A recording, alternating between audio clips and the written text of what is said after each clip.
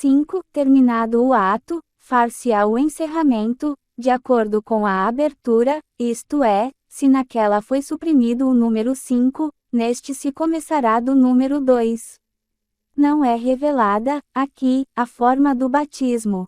Disse apenas que o batismo é feito, com água de cachoeira e luz. Mais claro é o autor do livro Jesus, A Chave de Umbanda, Rio 1953, página 17. Para o batismo a pessoa deve vestir-se com roupas brancas. O batismo é feito com água da chuva apanhada recentemente. Caso não tenha chovido nos últimos dias, deve-se apanhar água de cachoeira ou nascente pura. O óleo empregado é tirado da lamparina que se mantém acesa dia e noite, no altar espírita. O pão de sal deve ser feito no mesmo dia. Um pãozinho para cada pessoa. O vinho deve ser semelhante aos usados nas igrejas.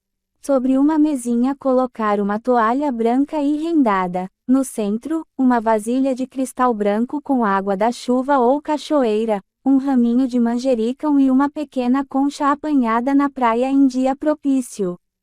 À direita da vasilha, o vinho, em garrafa de cristal branco, um pão e um copinho para cada pessoa que vai receber o batismo. Todos, de pé ao redor da mesa, o dirigente da tenda recebe o enviado de São João Batista, Joriô, o pastor, que após uma preleção sobre o ato, dá início à cerimônia. Descreve-se em seguida o modo como foi feito o batismo. Ao iniciar o batismo, logo, o pastor, chamando pelos dirigentes espirituais de Jesus, a chave de Umbanda, pelos anjos de guarda e padrinhos, mandou que cada um acendesse a sua vela distribuída no momento, e rezasse para o seu anjo da guarda e padrinhos pedindo a sua assistência e bênção, segurando a vela na mão esquerda. A madrinha espiritualmente do sem lado esquerdo e o padrinho do lado direito. Um a um se ajoelhando diante de João, o pastor, o qual, depois de lazer uma preleção sobre o ato, derramou uma concha d'água da vasilha de cristal sobre a cabeça da pessoa que estava sendo batizada, pedindo que repetisse em voz alta o nome de seus padrinhos, confirmando, assim, o seu batismo. Depois, com o dedo polegar da mão direita molhado no azeite da lamparina, lês uma cruz na testa, no peito e na nuca de cada um, cortando todo o mal, confirmando o cruzamento do batismo em todas as linhas. Distribuiu em seguida um pão a cada um. Derramou em cada copo um pouco de vinho. Mandou que cada um rezasse para os seus padrinhos e apagasse em seguida a sua vela. Que tirasse do seu pão, que representava o corpo de Jesus, um pedaço e sem mastigar dissolvesse, na boca, com todo respeito e fé, pedindo saúde e fortificação para o seu corpo e repetisse essa cerimônia todos os dias em jejum, até acabar o pão. Finalizando o batismo, mandou que cada um tomasse o seu vinho, pedindo força para a matéria e proteção espiritual. A vela usada durante o batismo é guardada para os momentos de grandes aflições terrenas e espirituais, só sendo acesa durante as preces dirigidas a Jesus e aos padrinhos. Pode-se afirmar com certeza que o batismo, tal como foi descrito aqui, é inválido. Outro autor umbandista descreve a cerimônia de maneira diferente. Veja-se esta passagem essencial: cruza a chakra frontal com óleo de oliveira, salpicando algumas gotas de água sobre a cabeça da criança, gotas tiradas com as pontas dos dedos da mão direita de uma taça virgem, colocada sobre a mesa, underscore e que será partida depois do ato, ou conservada, se pertencendo à instituição umbandista, tenha sido votada simplesmente para o ato do batismo, declarando: Fulano, eu te consagro em nome do guia, dirá o nome do guia responsável pelos trabalhos, e do Balarrate, João Batista, para que diante do Senhor Jesus faças a tua jornada terrena. Sobre ti, invoco as bênçãos do Altíssimo, e a proteção dos falangeiros da Umbanda. Também este modo de batizar é certamente inválido. E bastam estes documentos. Pois temos a prova de que também o batismo e o modo de batizar dependem exclusivamente do capricho e da fantasia de cada chefe de terreiro. Não há lei ou determinação geral. Nem sabemos se todos os terreiros batizam. Alguns também dão certificados de batismo. Temos meia dúzia destes atestados em mão, todos eus da cidade do Rio Grande, RS. Aí dão o nome do indivíduo batizado, do padrinho e da madrinha materiais, e mais, do padrinho espiritual, exemplos, Tupinambá, Caramuru, Júlio da Alencar, São Bartolomeu, da madrinha espiritual, exemplos, Jurema da tribo Guarani, Cabocla Jurema, Senhora Santana, Nossa Senhora da Penha, do guia, exemplos, Caramuru Velho, Tio Agostinho, São Miguel, do Protetor. Exemplos, Tamaguari da tribo Guarani, Cacarande II, São Jorge, e do Anjo da Guarda, exemplos, Ubirajara da tribo de Himalaia, São Miguel das Almas, Santa Magdalena. Ainda há outros, sacramentos, na Umbanda. Num dos catecismos umbandistas lemos, 26. Quantos são os sacramentos, na Umbanda? Resposta: são 7. Quais são os sacramentos, na Umbanda? Resposta: os 7 sacramentos da Umbanda são: 1. Batismo. 2. Confirmação. 3. O cruzamento. 4. Ordenação. 5. Abdatismo.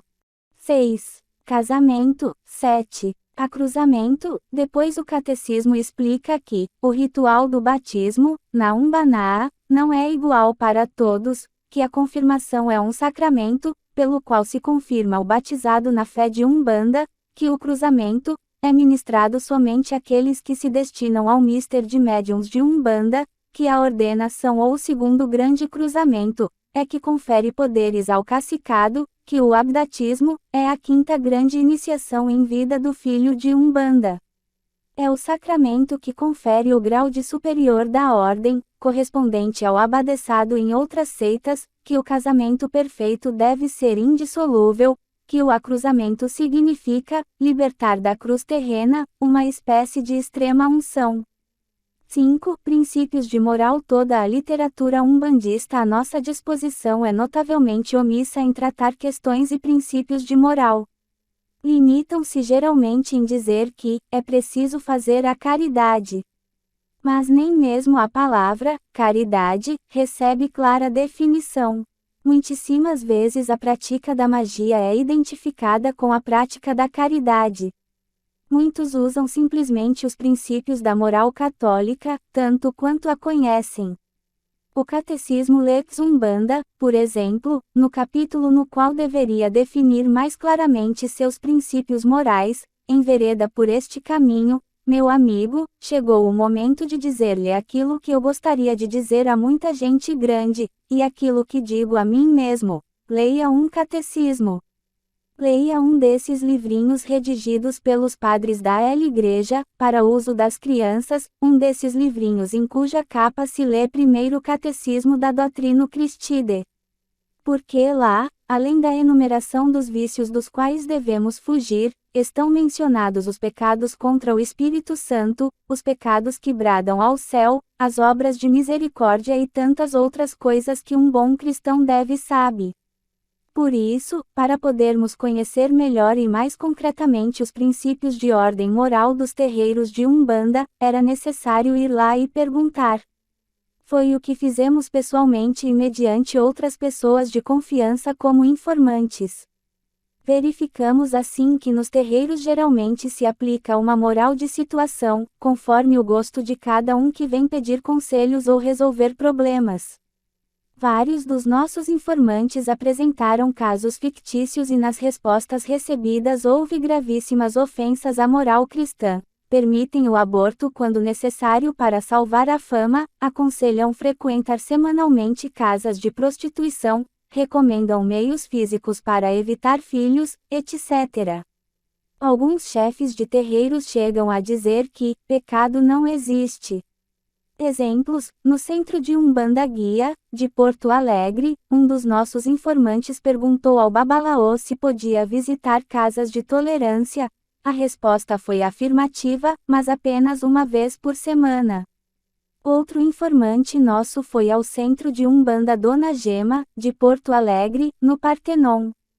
Travou-se o seguinte diálogo: estou com um grave problema e não sei o que fazer, tenho uma noiva, mas acontece que também gostei de outra, que agora espera um filho meu. Que fazer? Eis, exatamente, o problema proposto a Dona Sema no dia 9 de setembro de 1959, às 20 horas. E a diligente dona do terreiro não teve dúvidas. Filho, é evidente, continue com a noiva e deixe a outra. Mas a outra vai atrapalhar minha vida e obrigar-me a casar com ela. Tenha confiança, meu filho, que eu vou fazer umas orações fortes e ela vai cair com outro homem e então você poderá abandoná-la dizendo que ela foi infiel. E Dona Gema pediu o nome da moça por escrito e foi rezar no congá. Voltando, deu ao nosso informante um passe e despediu-se com votos de felicidade e êxito, rogando que voltasse. No dia 14 de setembro de 59 o rapaz voltou, informando que a tal moça andar desconfiada e quer obrigá-lo a casar com ela. Sugeriu então o moço à dirigente do terreiro a solução pelo aborto sem que a moça o soubesse. Não, resolveu Dona Sema, faça o seguinte, converse com ela, prometa casar, exigindo como condição ao provocar o aborto, para ter um casamento limpo. Dê-lhe dinheiro para que procure uma parteira. Depois abandone-a, inventando qualquer pretexto. Mas isso não seria pecado? Não, você quer assim, e para o seu bem, deve livrar-se da atrapalhada. E nosso informante termina seu relatório: despedi-me e saí com o coração a pular de indignação. Dona Gema aconselhara o crime do aborto e indicara os meios para isso. Portanto, este terreiro era uma escola de crime. E a isso dão o nome de caridade.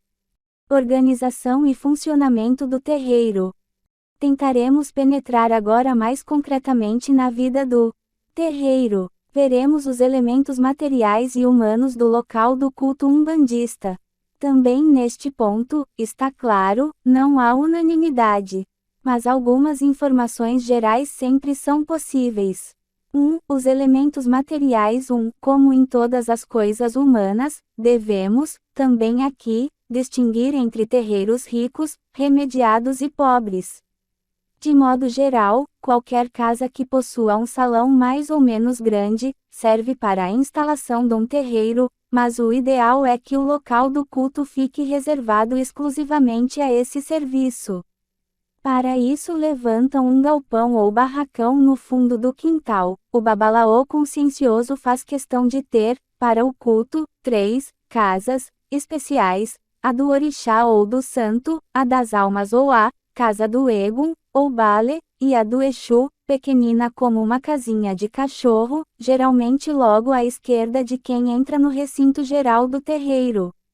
O pai Tininho, de Vilar do Teles, estado do Rio, mostrando-nos e explicando-nos o conjunto de seu terreiro, usou da seguinte comparação: a casa do orixá ou santo, que é sempre a maior e a mais importante, ou o céu. A casa das almas, que fica bem nos fundos e é menor, é o purgatório, e a casa do Exu, que está na entrada, e a dele era bastante grande, com um belo Exu pintado a óleo na parede, é o inferno. Mas fiquemos na descrição da casa do orixá, que é terreiro, propriamente dito. Tem os mais variados tamanhos, conforme as possibilidades e o progresso da respectiva organização umbandista. O chão é geralmente de terra batida. O teto é todo coberto com enfeites de bandeirolas de papel de seda de várias cores. Ao lado há um lugar especial para os tocadores de atabaque. Muitas vezes reservam também um recinto para os assistentes. No centro, o espaço principal fica livre para a ação dos filhos da fé. Num dos extremos, às vezes num dos cantos, é levantado o altar. 2. O altar, chamado também peje, congá, ou estado, por influência do catimbó, é de importância vital e essencial para o terreiro. Varia muito. e, grande ou pequeno, alto ou baixo, pobre ou rico, conforme as posses, o gosto e a fantasia do pai de santo ou da mãe pequena. Lembra os altares das capelas católicas da roça. A ornamentação é geralmente exagerada. Há uma profusão de coisas, flores, folhagens, sedas, velas, lâmpadas, flâmulas, bandeiras, retratos, orações impressas, copos de vidro e, sobretudo estátuas, muitas estátuas, de caboclos, de pretos velhos, de santos. Um dos nossos informantes contou num centro bastante pequeno 55 estátuas no altar e 18 quadros nas paredes, mais amuletos, espadas, machadinhas, etc. O Sagrado Coração de Jesus, Nossa Senhora, São João Batista, São Jorge, que nunca falta e muitas vezes é iluminado, São Cosme e São Damião, São Sebastião, Santo Antônio, Santa Luzia, Santa Teresinha, São Jerônimo, Santa Bárbara, São Benedito, São Pedro, São Miguel, São Judas Tadeu, Santo Onofre, São Francisco de Assis, Santa Catarina, São Severino, Santa Rita são os principais. Encontramos também, nos altares dos terreiros, lembranças da primeira comunhão e diplomas de filha de Maria. Quanto mais pobre o terreiro, mais imagens apresenta. Alguns são mais sóbrios. A Cabana Espírita Paitinga de Aruanda, CEPTA, no Rio, determina no artigos 4, 2 dos Estatutos, o altar da CEPTA terá somente a imagem da padroeira, Santa Luzia colocada no 7º lance, da parte inferior da imagem descerão 7 fitas representativas das 7 linhas de Umbanda, no 5º lance haverá luz permanente, devendo ser mantidos recipientes com água do mar e da cachoeira, entre 3 velas, no 1º lance. Devidamente iluminado, o altar terá em seu lado direito a bandeira brasileira e ao seu lado esquerdo a bandeira da CEPTA. 3. Via de regra é reservado também um recinto especial para o altar de Umbanda, o peje propriamente dito. O Babalaô José Ribeiro Nulo descreve assim: o PEG é o santuário sagrado da seita. Geralmente está localizado ao fundo do terreiro, dando acesso a esse por uma porta ampla. Aí, num altar baixo, de 3 ordens, estão os possantes orixás africanos, como Xangô, Ogum, Odé, Obaluaie, Iemanjã, Iança, Oxum, Nanamburuco, Oxalá, Orixala, assentados, nos seus respectivos otas. Cercando o assento desses orixás, vê-se louça da Bahia, quartinhas de barro chinês cheias de água e com os respectivos emblemas riscados com pemba branca, pratos cobertos por outros pratos, contendo alimento sagrado, frutas, etc., de cada um dos orixás e distribuídos pelos 3 degraus do altar. Dispostos pelo chão, são encontrados crânios de animais sacrificados. Obes, oberos, vários instrumentos utilizados no culto, são ali guardados, livres do contato de pessoas que não estejam em condições físicas adequadas. Sendo o peje um recinto sagrado, são observados severos preceitos de limpeza para o ingresso no mesmo. A ninguém é permitido entrar com o corpo sujo, isto é, quando em período menstrual ou após relações sexuais. Deverá sempre, antes de ingressar em tal lugar, purificar-se com banhos de ervas, amaci, etc. Candomblé no Brasil, Rio 1959, p. 63. 4. O atabaque ou o tambor tem grande importância. Sem o atabaque, a festa perde 9 de seu valor, pois esse instrumento é considerado o meio de que se servem os humanos para as suas comunicações e para suas invocações aos orixás. Os atabaques são tambores de forma cônica, geralmente feitos de barril. A pele é presa por meio de cordas a um arco, que pode ser de cipó ou de metal, colocado a meio corpo do instrumento e firmado por meio de cunhas de madeira. Há o atabaque grande, chamado ram, o médio, rumpe, e o pequeno, lê. Alguns são enormes e para percutir luz, o tocador deve sentar num estrado.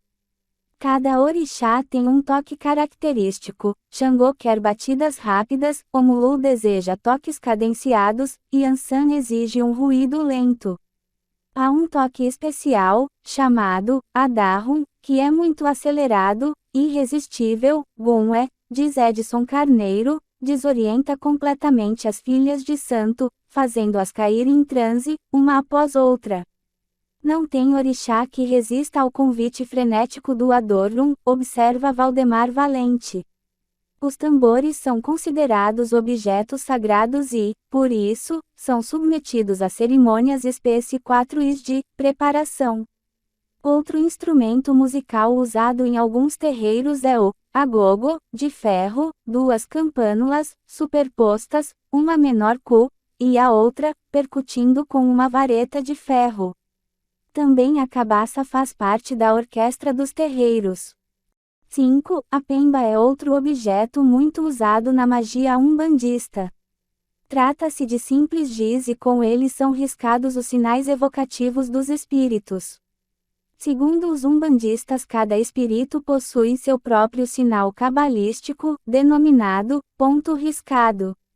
Temos em mão um exemplar da pemba branca, legítima africana, exportada diretamente da África por Ali Ben Ita, descendente legítimo de Liu Tabi, da tribo de Umbanda, que foi feita, por moças virgens em completo jejum, presididas pelo sacerdote, que durante a fabricação não pode tomar alimento se espécie alguma nem beber água, apenas fumando o seu cachimbo que é considerado sagrado. Durante 3 dias e 3 noites e às vezes mais, é trabalhada a pemba, acompanhada por música do Congo. As virgens cantam sem cessar preces à Virgem Pemba, para que esta transmita todas as suas virtudes a que estão fabricando. Lourenço Braga nos elucida seu funcionamento. A pemba branca serve para firmar no chão os pontos das diferentes falanges, utilizadas em qualquer trabalho. Tais desenhos ferem o nosso pensamento nous, estabelecendo uma corrente fluídica magnética, por meio da qual, os espíritos, fazem os trabalhos que desejarem, projeção, descarga ou afastamento de obsessores, Umbanda e Quimbanda, 8ª edição página 32.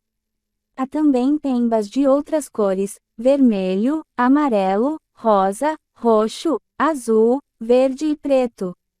Cada cor tem sua finalidade.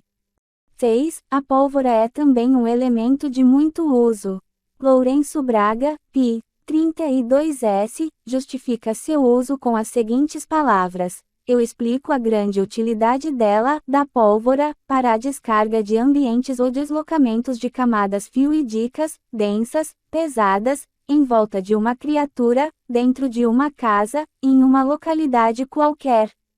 Nós, espíritos reencarnados, somos imperfeitos, pecamos diariamente por obras, por palavras e por pensamentos. Os nossos maus pensamentos formam camadas que se condensam com os fluidos dos espíritos inferiores, livres da matéria, que são atraídos por nós mesmos e, dessa forma, tornam muitas vezes uma pessoa, uma família, ou uma população de uma cidade, vítimas de várias coisas, tais como sejam molestas, brigas, desastres, loucura, paralisias, etc.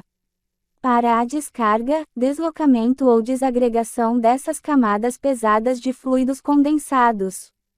É muitas vezes necessário, para se livrar rapidamente do mal que eles nos causam, o uso da pólvora, cuja ação é rápida, porém tais práticas são sempre auxiliadas por falanges de espíritos bem-intencionados, que acodem a nossa chamada pelos cânticos, pontos cantados, e pelos pontos riscados no chão, com a pemba branca.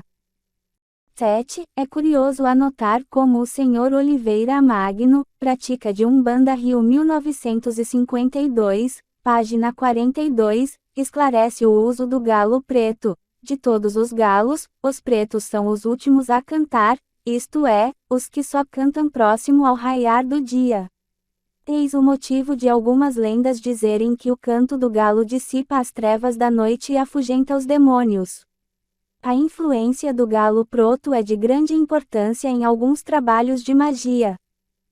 8. Também o amuleto, pequenos objetos preparados para afastar as más influências, os obstáculos, malefícios, quebrantos e maus olhares, são muito usados e favorecidos pela Umbanda. O Catecismo de Umbanda, página 74, conhece e descreve vários tipos, os cambias, que se preparam para serem enterrados, no chão, em frente à casa de quem deseja estar protegido contra inimigos, pessoas invejosas, etc. Os patuás, que consistem em orações escritas num papel e que são cozidas dentro de um saquinho que a pessoa traz sobre o peito, debaixo da camisa. Mas, acrescenta o catecismo, o verdadeiro conhecimento dessas substâncias, que entram no preparo dos amuletos, é um dos segredos dos babalorixas. Seu preparo é feito em clias especiais, sendo proibido ao babalorixá revelar à pessoa o conteúdo do amuleto. Quem usar os patuás não pode abandonar a luz. 9. Outros muitos objetos, necessários para o culto e a magia umbandista, devem ser ao menos lembrados, várias espécies de bebidas, como marrafo, cachaça, cerveja branca e preta, vinhos, charutos, cachimbos, azeite de dendê, mel de abelha, carvão, enxofre em pedra ou pó, perfumes e essências, ponteiros, punhais de aço, ioites, moringues de barro, velas de cera, fitas de seda, barbante, linha ároa, otas, pedras dos rios ou seixos rolados, conchas marinhas, estrelas do mar, defumadores, ervas, flechas, bodoques, capacetes de penas, guias, colares de contas, plantas e raízes, fumo de rolo, sangue de boi, farofa de farinha de mandioca, pombos pretos, galos vermelhos. Para certos trabalhos mais fortes ainda precisam de corujas, morcegos, besouros, sapos, bodes pretos, cabelos, pimenta da costa, agulhas, alfinetes, bonecos, olhos de boi, areia do mar, terra de cemitério, espadas e lanças de São Jorge, raspa de veado, garfos tridentes, panos pretos e vermelhos, dentes de cobra e jacaré, pé de coelho, casca de cascavel, caveiras, canela de defunto, fava da costa, etc. Aliás, há casas especializadas em vender ervas medicinais, defumadores, raízes, rasuras, resinas, cascas, folhas, flores, frutas, óleos, sucos, etc. Uma casa do Rio anuncia nos jornais estatuetas de caboclos, índios e pretos velhos, ferramentas e material para terreir zero, imagens e artigos religiosos, artigos da Bahia, bonecos e colares, livros especializados, artigos indígenas, velas e artigos de cera, especialidades para cerimonias de Umbanda, depósito do defumador caboclo, fantasias, cerâmica, artigos de barro e variedades, defumadores em todas as qualidades. Tudo está na Casa de Umbanda. Outra casa, de São Paulo, que declara vender por atacado e avarejo, e atender pelo reembolso postal, anuncia no título, grande sortimento de artigos para cerimônias ritualísticas de Umbanda. E eis o que oferece: incenso, alfazema, benjoim, sabão de descarga, tabletes de ori, sabão da costa, cocais, dentes sortidos, pendentes de aço, cuias, colares, velas de todas as cores, medalhas, pembas de todas as cores, copos com os pontos traçados, ferraduras, defumadores Python_mas, Santa Fé, chave de ouro e S. José, Obi, Orobo. A casa chama-se Organização Sete Flechas. 10. O uniforme dos médiuns nos terreiros de Umbanda também merece ser mencionado. Há muita variedade nos terreiros, mas a tendência geral é de vestir os médiuns de branco, calçados com sapatos de corda ou descalços. O regulamento interno da Tenda Espírita Estrela da Guia, do Rio, no art. 8 chega a dizer é considerado falta grave os internos vestirem os seus uniformes por cima de qualquer peça de uso. No artigo 2 a mesma tenda regulamenta assim o uso dos uniformes. Artigo 2º. O corpo interno é dividido em 5. 1. Chefe do terreiro, emblema do lado esquerdo e 3 estrelas no lado direito. 2. Médiuns desenvolvidos, emblema do lado esquerdo e 2 estrelas douradas do lado direito. 3. Médiuns em aperfeiçoamento, emblema do lado esquerdo e 1 estrela dourada do lado direito. 4. Médiuns em desenvolvimento, usarão o emblema que for designado pelo guia-chefe. 5. Cambonos, emblema azul do guia-chefe. A Cabana Espírita Pai Antônio, do Rio, que faz sessões distintas de Umbanda e de Kardec, resolveu também prescrever uniformes diferentes. Nas sessões de Umbanda, homens, túnica, com cinto, calças compridas, meias e sapatos tênis, mulheres, saia rodada, comprida, com blusa solta estilo baiana, sem decote, calças compridas, fechadas no tornozelo, meias e sapatos tênis, tudo na cor branca e com o distintivo da C.I.P.A. Ao lado esquerdo, à altura do busto. Nas sessões de Kardec, ramem-se como acima, mulheres guarda-pó, abotoados ao lado esquerdo, meias e sapatos tênis, tudo branco, e com o distintivo ao lado esquerdo. O babalaô ou o chefe do terreiro usa muitas vezes sua nunanga especial, preta, com listras vermelhas, quando faz despachos ou oferece sacrifícios, preta, com barrete encarnado quando faz despachos para o Exu, vermelha, com frisos amarelos e barrete azul para despachos a Ogum. Em alguns terreiros mais perfeitos e desenvolvidos o babalaô mida também conforme os dias da semana. Na segunda-feira, túnica prateada com frisos pretos e turbante prateado. Na terça-feira, túnica vermelha com frisos prateados. Na quarta-feira, túnica vermelha de várias cores, em listras, com frisos pardos e turbante multicor. Na quinta-feira, túnica azul com frisos amarelos e turbante verde. Na sexta-feira, túnica verde, com frisos vermelhos e turbante verde. No sábado, túnica preta com frisos dourados e turbante preto. No domingo, túnica amarela ou dourada, com frisos dourados e turbante amarelo ou dourado. Certos funcionários do terreiro usam também um colar, chamado por Eus de Gaia, que não deve ser confundido com o outro, guia, que é uma imaginada entidade do além, uma espécie de anjo da guarda. E, feito de conchas, contas naturais ou artificiais, aço, pedras e de outros objetos, conforme a preferência do espírito. Cada guia, de aqui o acento circunflexo R.do com suas cores ou a disposição das contas, indica o orixá protetor ou o cargo hierárquico. Os homens com orixá masculino usam a guia a tiracolo, as mulheres com orixá feminino usam-na em torno do pescoço, as mulheres com orixá masculino usam a guia do orixá a tiracolo e as outras no pescoço, os homens com orixá feminino usam a guia do orixá no pescoço e as outras a tiracolo. As guias devem ser preparadas com amaci, sangue de animais, que vão do pombo ao cabrito, conforme o orixá. 2. A hierarquia umbandista. A extrema complexidade dos ritos e cerimônias para a evocação mágica dos orixás, eguns e ejus, ou para outros, trabalhos espirituais de caridade, reclama numeroso pessoal, suficientemente instruído e habilitado. Veremos ao menos os mais importantes, e, o chefe principal ou chefe de terreiro é o babolau. Inagon babá quer dizer pai. Orixá é o santo, o espírito da natureza.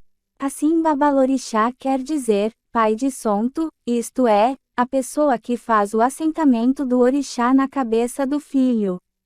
Em alguns terreiros é chamado também cacique, pajé, príncipe de Umbanda, senhor de Olorum, chefe de rebanho. Quando mulher caso é assaz frequente o nome ou o título dela será Ialorixá, que vem do Nagoide que quer dizer mãe ou senhora. E a Lorixa, portanto, significa mãe de santo.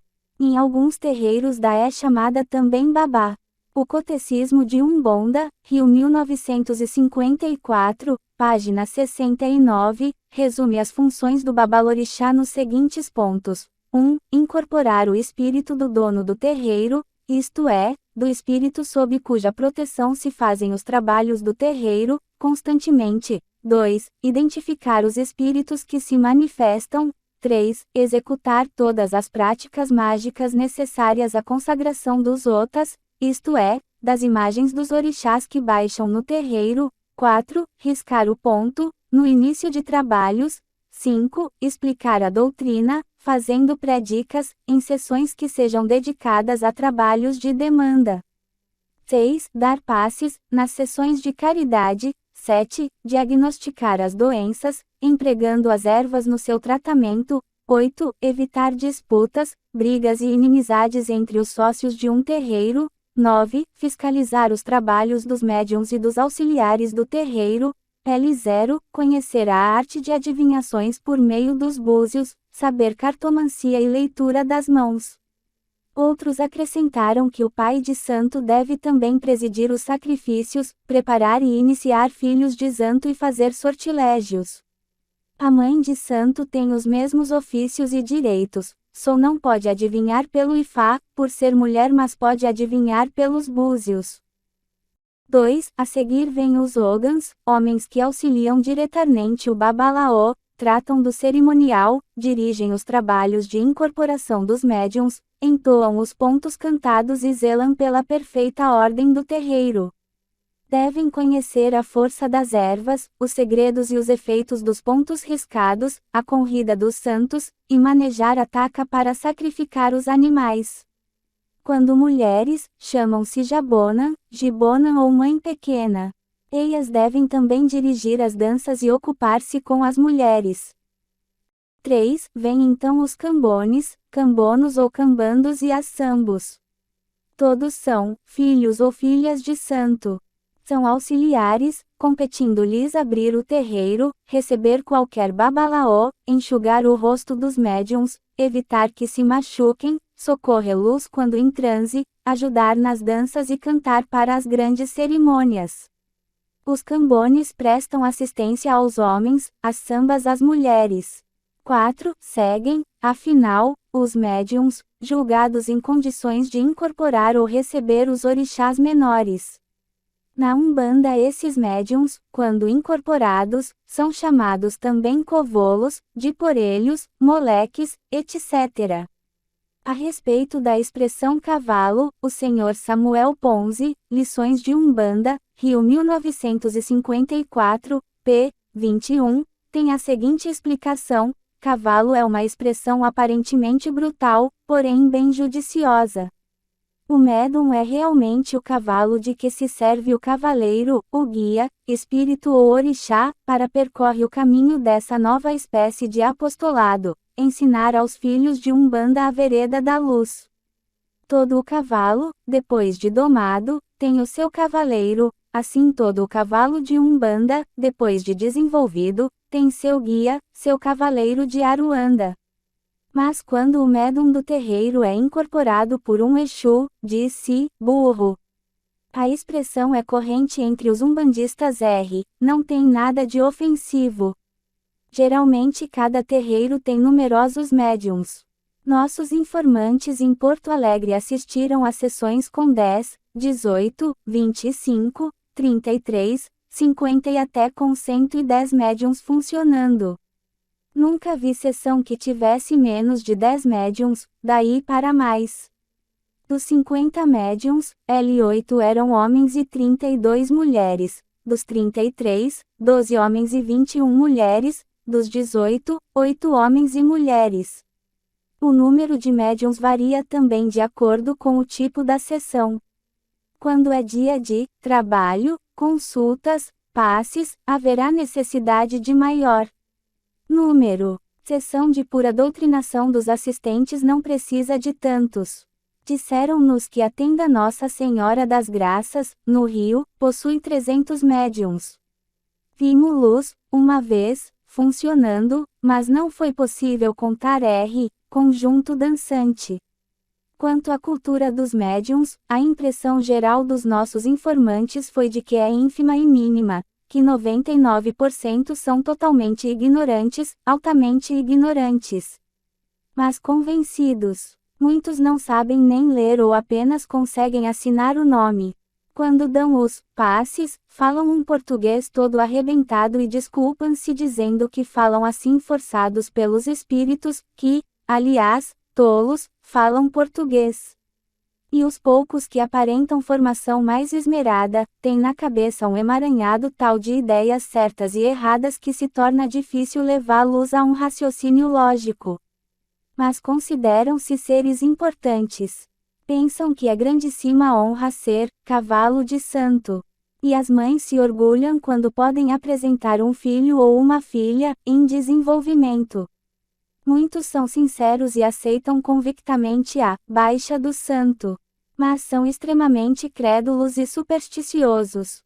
Quanto menos cultura, mais sinceridade.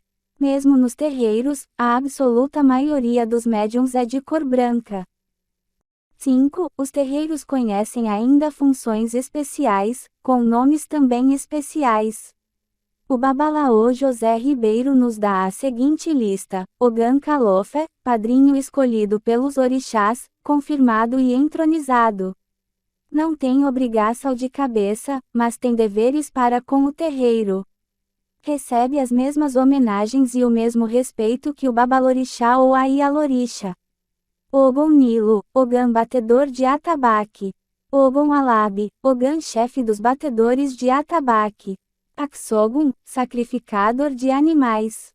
Ebomin, filha de santo com mais de 7 anos feita. Ekede, encarregada de organizar a festa. Iau, noviça ou filha de santo recém-feita. Lalaxé, zeladora dos axés. Labassé, cozinheira dos orixás. Pejigan, organizador da Ordem Geral dos Preceitos. Ex-de-Orish, filho de santo em geral. 3. As sessões no terreiro não é possível dar informações precisas a respeito do ritualismo umbandista.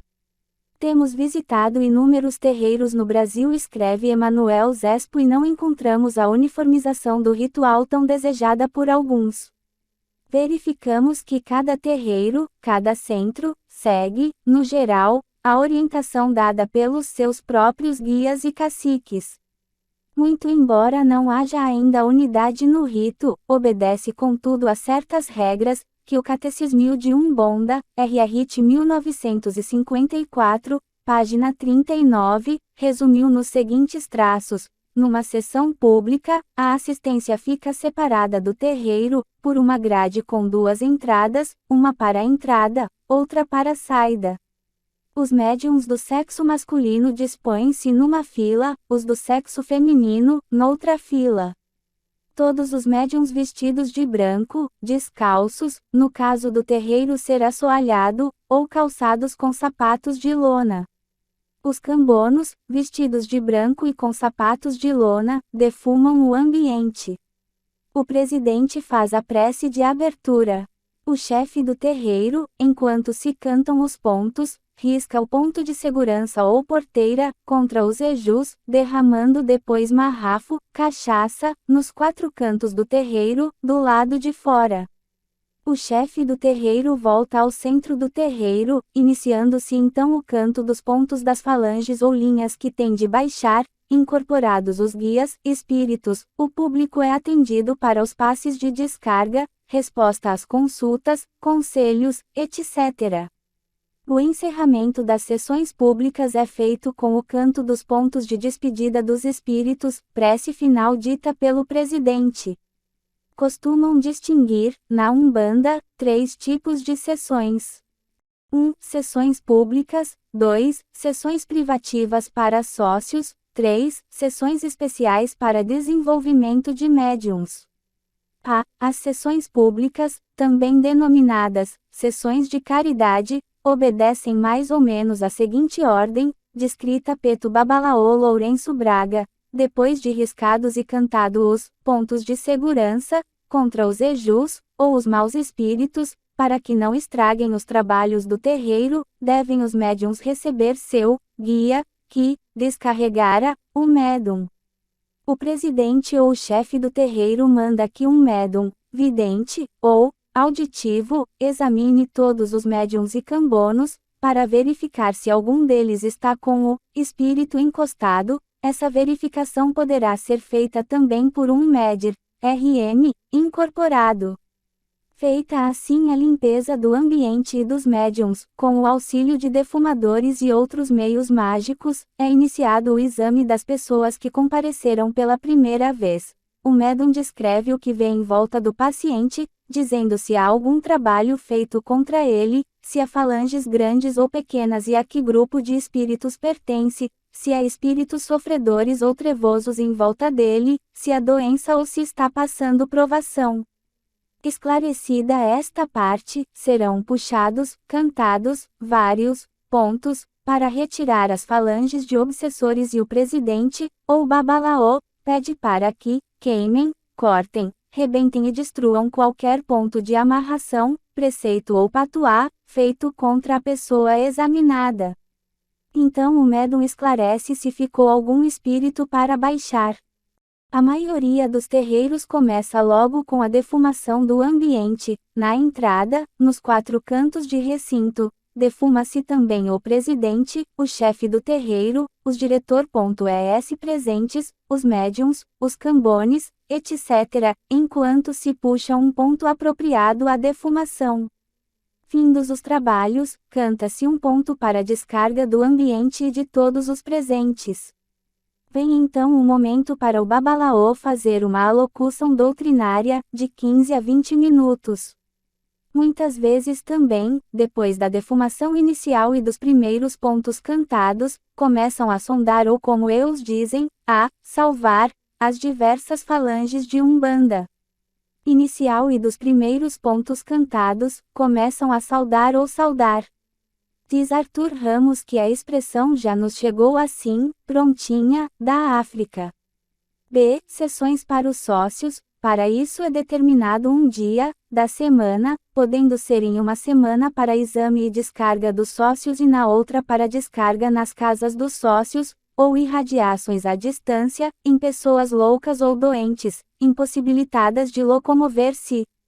Nos dias de exame e descarga dos sócios, observa-se o processo precedente. Nos dias de descargas ou irradiações para as casas dos sócios faz-se o seguinte: 3,4 ou 5 pessoas levantam-se, fecham os olhos e concentram-se firmemente na casa ou na pessoa a descarregar. O babalaô puxa um ponto e manda que a falange chamada siga para a limpeza espiritual do ambiente ou da pessoa. Para essas irradiações, 2 minutos são suficientes. Findo esse tempo, podem abrir os olhos e sentar-se. C. Sessões de desenvolvimento dos médiuns. Na Umbanda geralmente procuram desenvolver apenas a mediunidade de incorporação. Para isso é fixado um dia da semana. Os médiuns devem comparecer uniformizados, com sapatos de lona ou descalços. As mulheres de guarda-pó branco comprido e calções, os homens com calças e camisas brancas, tendo à esquerda do peito bordado o ponto do padroeiro e, à direita, o próprio nome. Colocam-se as mulheres de um lado do terreiro e os homens de outro. .a.mc diversos pontos, enquanto os médiuns tentam ficar concentrados, de olhos e boca fechados, respirando só pelo nariz. Durante as sessões, quaisquer que sejam, não devem estar cruzados os pés nem as mãos, nem as pernas nem os braços. No dia do desenvolvimento devem os médiuns tomar um banho especial de descarga, guiné, pipiu, arruda e sal grosso. O chefe do terreiro observará a afinidade de cada médium com os diversos guias ou espíritos e exigirá que as incorporações sejam totais. 4. Os pontos cantados e os pontos riscados. Os umbandistas distinguem pontos cantados e pontos riscados.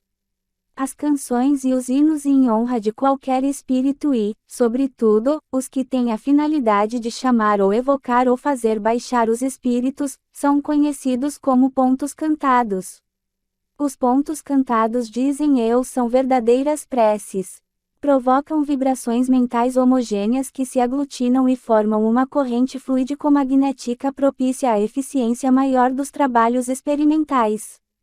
Como hino ou evocação, os pontos podem ser de atração ou afastamento, de alegria ou de luta, de festa ou de demanda, etc. A variedade dos pontos é enorme. Há alguns mais ou menos bem formulados, outros totalmente ininteligíveis. Eis, para exemplo, um ponto de Ogum, dos melhores: quem está de ronda é São Jorge com sua cavalaria na porta da Romaria. Vamos salvar Ogum, vamos salvar Ogum. Em hora de Deus, meu Deus. Em hora de Deus, meu Deus, Jesus na frente e a paz na guia, vamos salvar Ogum, ó gente e a Virgem Maria. Ponto. Os vários símbolos ou sinais cabalísticos riscados nos terreiros com pembas, espécie de giz, de várias cores, são chamados pontos riscados. Há centenas de pontos diferentes, alguns deles bem complexos. Lourenço Braga explica: todo o ponto que tem espada, geralmente é referente ao povo de Ogum. Os que têm arco e flecha, identificam o povo de Oxóssi. Os que têm machado, referem-se ao povo de Xangô. Pontos com lanças, cruzes, pentágonos, pontinhos e quadrados, referem-se aos povos africanos, mineiros, baianos, etc. Pontos com triângulos, meia-luas, estrelas e cruzes, em geral, revelam o povo do Oriente. Pontos com punhais, tridentes quadrangulares ou arredondados, referem-se ao povo de Exu ou Ganga. A caveira com as tíbias cruzadas, revela o povo dos cemitérios. Quando riscamos um ponto com as pontas para baixo, isto quer dizer que há força, há domínio, sobre o ponto que ficou por baixo ou então, que se deseja força vibrante sobre os trabalhos.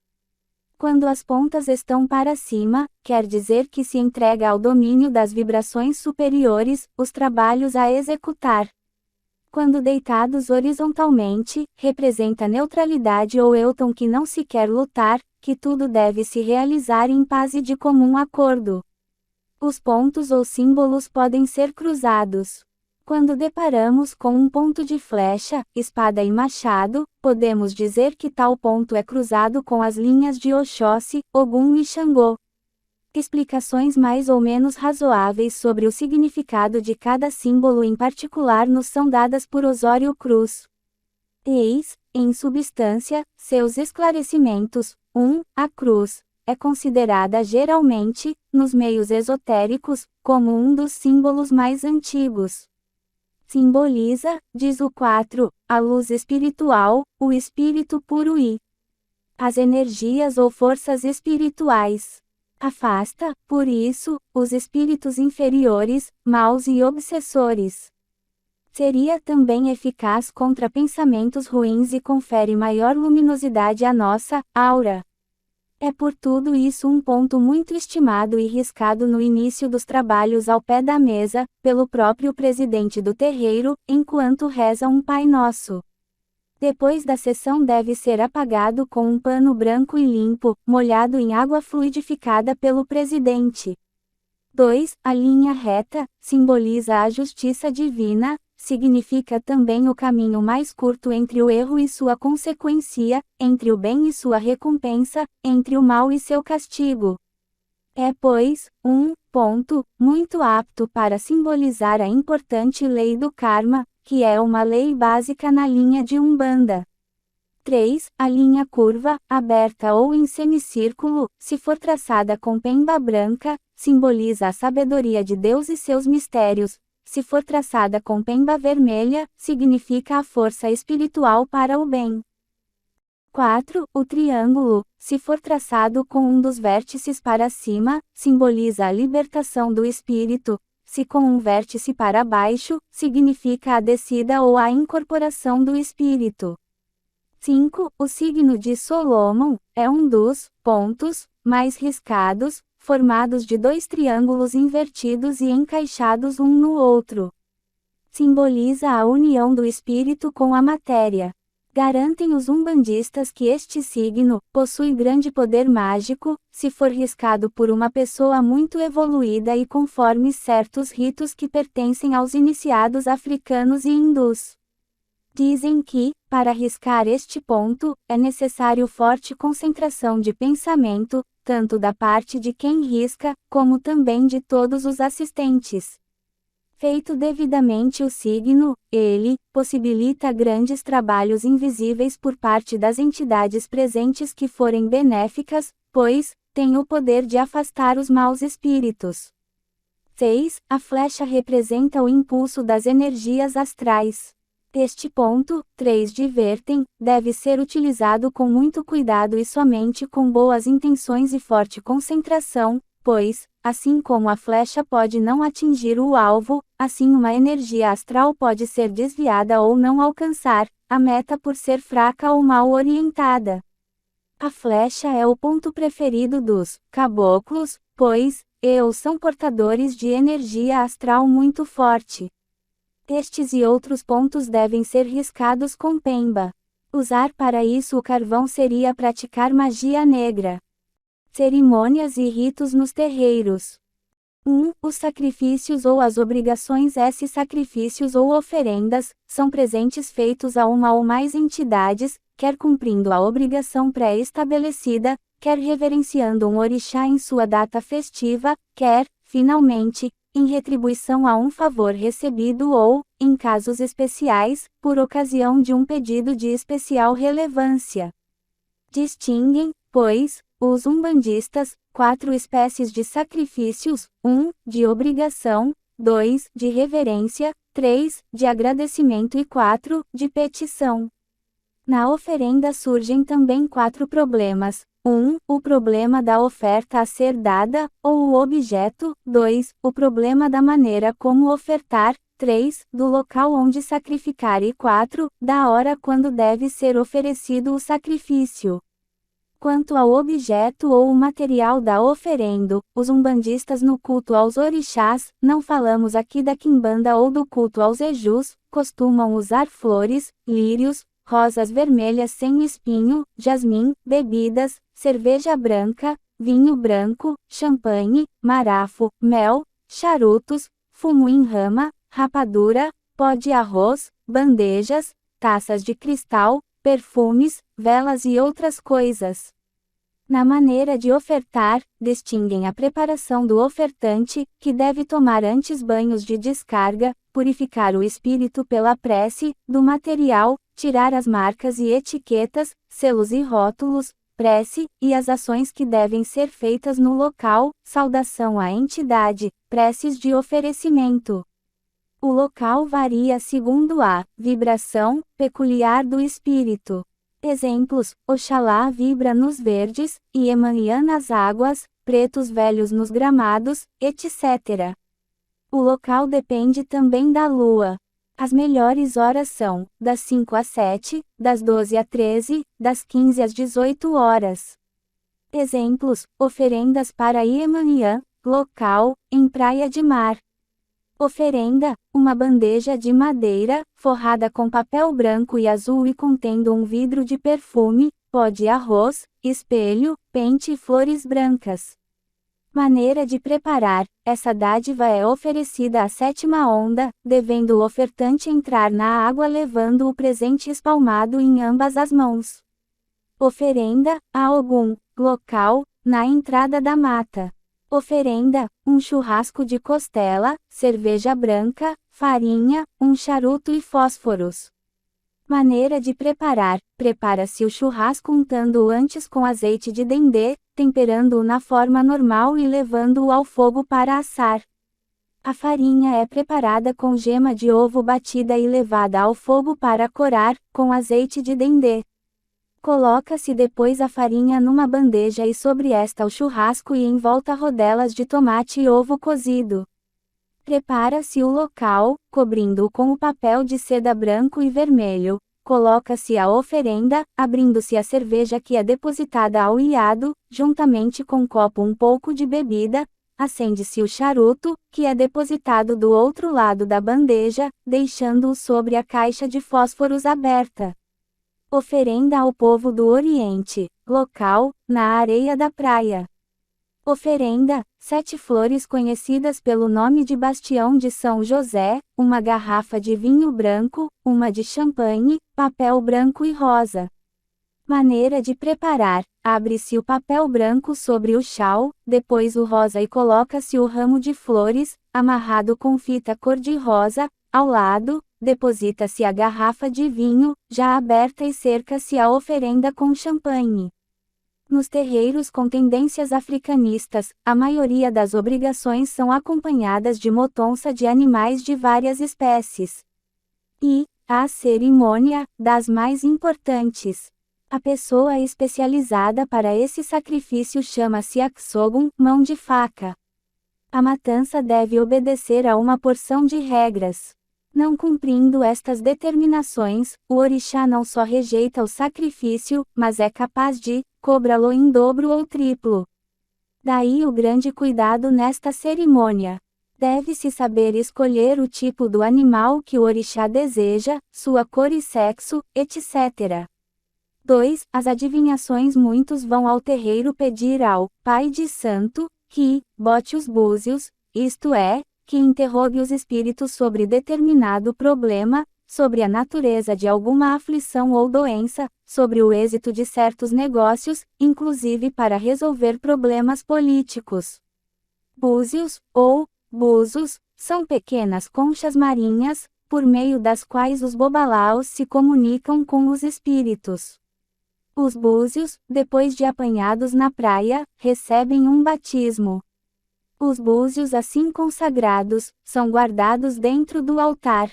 Normalmente o número dos búzios é 12, mas este número pode aumentar até 16 ou 20. Os búzios recebem cada um o nome de um orixá. Entre os umbandistas, o jogo dos búzios é uma decisão espiritual semelhante ao julgamento de um tribunal livre. A comunicação é feita do seguinte modo: 12 búzios são convenientemente preparados pelo babalorixá. Para se saber de alguma coisa, fecham-se os búzios na mão direita e depois, abrindo esta, como quem está jogando dados, atiram-se os búzios sobre a mesa. Os búzios formam então várias figuras, que são interpretadas pelo babalorixá.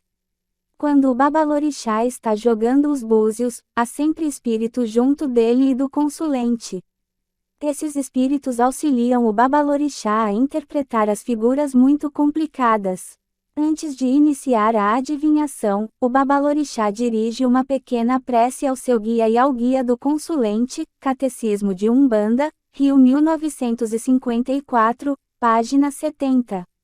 Estas consultas devem ser pagas e aí há muita exploração. Por isso aconselha e tespo o seguinte, aos que, desejando consultar um batuqueiro, não queiram ser explorados, ensinamos proceder assim: na véspera do dia da consulta, quando se vai dormir, colocam-se debaixo do travesseiro 3 moedas de um cruzeiro, as quais servirão para pagar a consulta.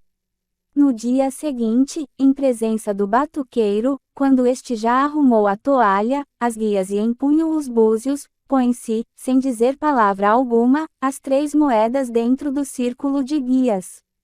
A consulta está paga, e, mesmo que a quantia não agrade ao batuqueiro, por ser pouco o axé, valor, este nada mais reclamará acento agudo. N a hora, se for realmente um babalaô ou filho de santo e não um mistificador ou impostor, e tespo, codificação da lei de Umbanda. Parte científica, Rio 1951, página 16. A este respeito diz ainda Doutrina e Ritual de Umbondo, Rio 1951, p. 139, quando se trata de um consulente estranho, e que necessitando do socorro espiritual, faça qualquer donativo espontâneo, o babalaô é obrigado a jogar os búzios e traduzir fielmente as respostas recebidas. Porque se o babalaô não usar de sinceridade, estará tentando enganar não o cliente, porém o seu anjo da guarda. Esse procedimento acarretará graves prejuízos ao babalaô. A interpretação dos búzios jogados é uma das grandes mirongas, segredos, de Umbanda, e o seu completo conhecimento não está ao alcance mesmo de umbandistas iniciados, IB, p. 137. Nos terreiros estão em uso ainda outros modos de adivinhar. Muito usado é também o rosário ou colar de Elfa, poderoso orixá dos adivinhadores. Este rosário é uma cadeia de metal e cada conta do colar é a metade de uma noz de manga. O babalaô joga o colar no chão do pegue, onde está o altar, e pela posição das nozes prevê o futuro ou diz o passado. Mas outro método de adivinhação consiste em encher as mãos com os frutos do dendê, sacudir luz, mistura a luz bem e depois joga a luz na mesa ou no solo, aos poucos tirando o adivinho às suas conclusões. 3. Outras cerimônias. Há na Umbanda cerimônias que não podem ser assistidas por estranhos, por exemplo, as comidas dos orixás, os assentamentos dos otas, dar comida à cabeça, a iniciação, etc. A Umbanda tem mironga, segredo. Os livros da Confederação Espírita, de Byron Torres de Freitas e Tancredo da Silva Pinto, como as impressionantes cerimônias da Umbanda, Doutrina e Ritual de Umbando, Camba de Umbanda, as mirongas de Umbanda, Fundamentos da Umbanda, revelam uma infinidade de cerimônias diferentes.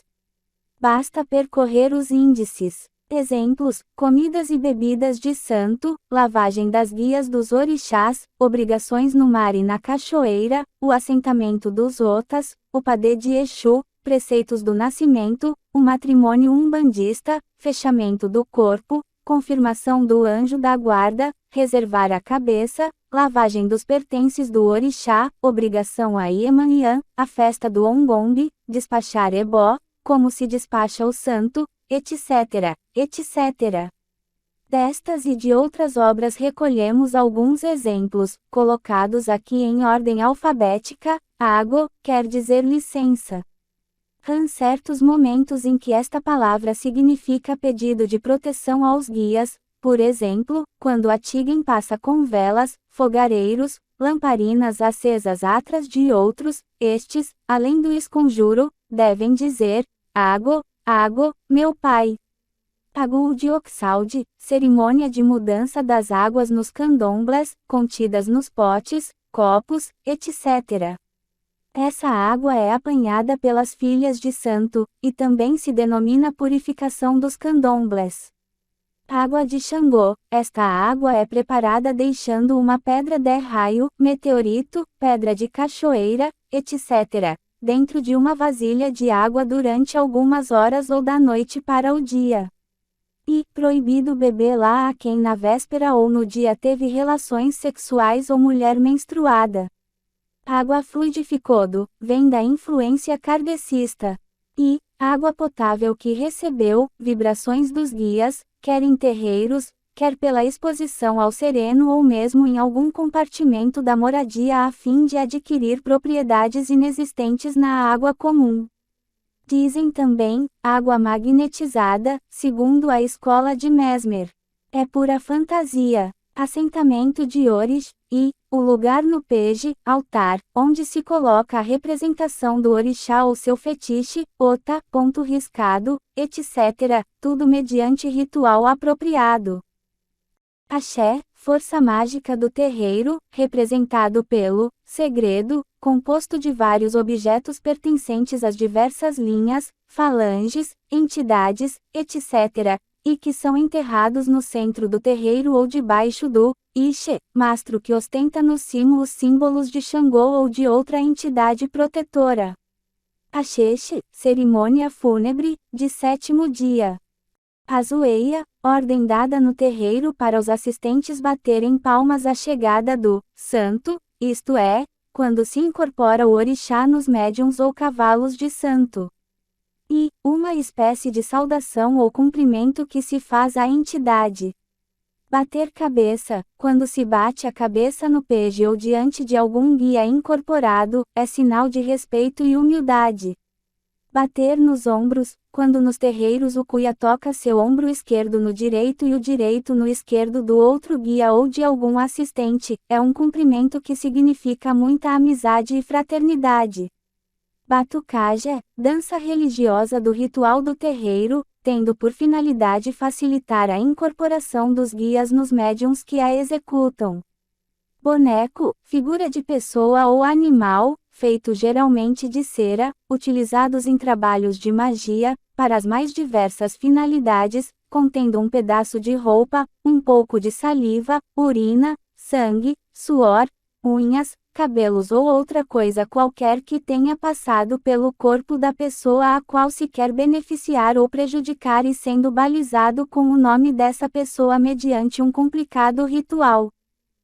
Breve, oração escrita, dobrada e guardada em um pedaço de pano ou couro, sempre em poder do seu possuidor a fim de protegê-lo em todos os seus empreendimentos, saúde, etc. E, chamado também patuá, bentinho. Camarinha, compartimento do terreiro onde os iniciandos, quer masculinos, quer femininos, ficam internados um certo tempo, durante o desenvolvimento mediúnico e aprendizagem do ritual, nomes, finalidades dos objetos usados, pontos cantados e riscados, enfim, tudo que se relaciona com o terreiro, tanto na parte material como na espiritual. Confirmação, cerimônia indispensável a fim de dotar a um lugar ou objetos de poder e força mágica, tirando-lhes todas as impurezas provenientes de seus fabricantes e também todas as imundícies psíquicas. Se o local ou o objeto não for consagrado, nenhuma força mágica possui e estará sempre em relação ao mundo profano, não tendo portanto nenhum poder de proteção, amparo e ajuda. A cerimônia da confirmação é chamada também cruzar. Confirmação do anjo do guarda. Para essa cerimônia, que dizem ser muito séria, o chefe do terreiro deve convidar mais 7 babalaos. O ritual é estritamente secreto. Corpo limpo, e o médium masculino ou feminino que tenha se preparado convenientemente para os trabalhos, isto é, tenha tomado seu banho de firmeza, tenha feito higiene mental pensando apenas em assuntos de elevada espiritualidade e, finalmente, que não tenha tido relações sexuais nos dias de trabalho. Corpo sujo, disse do médium masculino ou feminino que em dia de trabalho, tenha tido relações sexuais ou que não tenham tomado o banho de firmeza. Considera-se também corpo sujo o médium feminino que esteja menstruado, não devendo tomar parte nos trabalhos. Em casos excepcionais, estas mulheres podem entrar, mas, acompanhadas pelo responsável do terreiro, fazem o pedido e retiram-se imediatamente.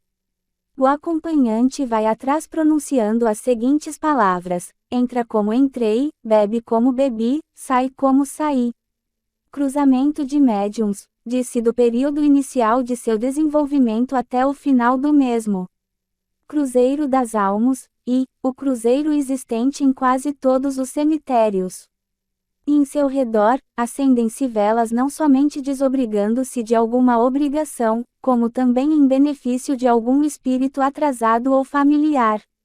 Danço da fogueira, todos os membros do terreiro são obrigados a, uma vez por ano, visitarem o mar e a cachoeira, terminando a excursão com a dança da fogueira, em homenagem a Exu. Assim os crentes ganharão força e descarregarão os malefícios. Essa obrigação é geral para todos, sejam simples adeptos ou iniciados. Dar comida à cabeça, desenvolvimento parcial do médium de Umbanda, isto é, aquele que não se submeteu a toda a iniciação e nem completou o ritual constante do cerimonial apropriado. Dar comida ao santo, oferecimento do alimento aos orixás, seja como parte do ritual, seja como obrigação, seja como gentileza devocional ou, finalmente, como pagamento de algum favor recebido. Disse também, fazer osse. Veja-se o que dissemos no início deste capítulo sobre os sacrifícios, ou as oferendas em Umbanda. Descarga, retirada do corpo de uma pessoa ou de um lugar de fluidos nocivos por meio de passes, banhos, queima de pólvora ou outro qualquer processo defensivo ou protetor. Desenvolvimento: entendem-se por desenvolvimento os diversos processos, métodos e maneiras de se desfazer de enfeitiçamento, vampirismo, quebrantos, fascinação, mal-olhado, etc., sobre coisas, animais e pessoas, sendo inúmeros os recursos de que lançam mão. Um deles é de se dirigir a um terreiro onde a idoneidade de seus médiuns esteja acima de qualquer suspeita e, com seus guias, o interessado se orientar. Disse também, desmanchar trabalho. Veja o capítulo especial sobre a eficácia ou ineficácia dos feitiços. Despacho: consiste em uma infinita variedade de executá-lo, dificílima de ser enumerada, podendo ser tanto para o bem como para o mal, sendo portanto o despacho uma arma de defesa ou de ataque, de homenagem, de oferenda em cumprimento do ritual no desenvolvimento mediúnico, de pedidos pessoais ou para outrem, cura ou provocação de moléstias. É feito em encruzilhadas, estradas e ruas desertas ou movimentadas, residências, rios, mar, cachoeiras, e local de trabalho da pessoa avisada, cemitério, igrejas, matos. Veja sobre isso maiores informações no capítulo sobre a demonolatria nos terreiros de Umbanda. Dia de obrigação: dia ou ocasião em que os médiuns ou consulentes observam certos atos do ritual e cumprem o que lhes foi determinado pelos guias. Efum: cerimônia do ritual durante o desenvolvimento mediúnico, consistindo em pintar a cabeça das iniciandas com círculos concêntricos, com tintas de diversas cores, notadamente vermelha, branca, azul, preta, enfim do orixá de quem ela é filha. Depois dessa cerimônia sua cabeça é lavada com infusão de ervas do mesmo orixá. Embe: ato ou cerimônia da matança dos animais para o ritual do culto. Encanterio: espécie de terreiro onde se realizam sessões semelhantes a pagelanças e onde se acreditam receber espíritos não somente de seres humanos como também de animais.